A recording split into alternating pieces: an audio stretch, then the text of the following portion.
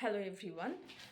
Vote চলতেছে, তো এখানে সবার মধ্যে একটা ঈদ ঈদ আমেজ আছে, সবাই বাড়িতে যাচ্ছে ভোট দিবে, সবার মধ্যে একটা ইয়ে আছে। যাই হোক, এখন আমার যে কথা বলার জন্য এত রাত্রে ভিডিওটা বানানো সেটা হচ্ছে যে ভোটের প্রচারণা শেষ হয়ে গেছে।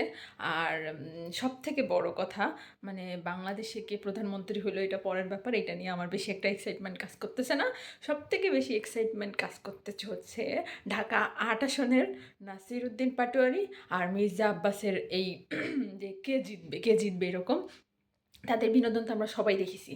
এখন আমার যেটা মনে হচ্ছে যে কালকে যদি নাসিরুদ্দিন পাটোয়ারি জিতে যায়, তাহলে কি হবে? হে বেটা মিষ্টি নিবে, মিষ্টি নিয়ে সোজা মির্জা আব্বাসের বাসায় যাবে, বা ব্যান্ড পার্টি, তারপরে আরে মশা, তারপরে সব কিছু নিয়ে মির্জা আব্বাসের বাসায় যাবে। যাওয়ার পরে সে যে করেই হোক, মির্জা আব্বাসের গলা টিপে ধরে হোক বা মুখ হা করে হোক, হ্যাঁ রে মিষ্টি খাওয়াবে। মিষ্টি খাওয়ানোর পর হ্যাঁ মতো চলে আসবে। এখন যদি এই নাসিরুদ্দিন পাটোয়ারি যদি হারে, তাহলে কি করবে? তাহলেও এবারে মির্জা আব্বাসের বাসায় যাবে, গিয়ে কী করবে?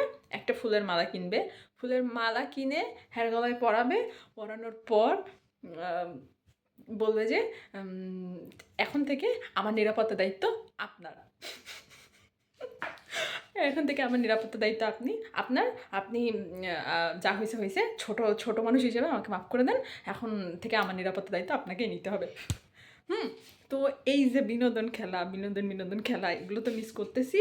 কালকে শুধু দেখার বাকি যে আসলে এদের দুইজনের মধ্যে কে জিতে। আমি জানি, আমার মনে হচ্ছে যে আমার মতো মনে হয় সবারই, মানে প্রধানমন্ত্রীর থেকে এই দুইজনের ভিতর কে জিতে সেইটা দেখার জন্য সবার ভিতরে অনেক বেশি কাজ করতেছে, এই বিনোদন দেখার জন্য, তাই না?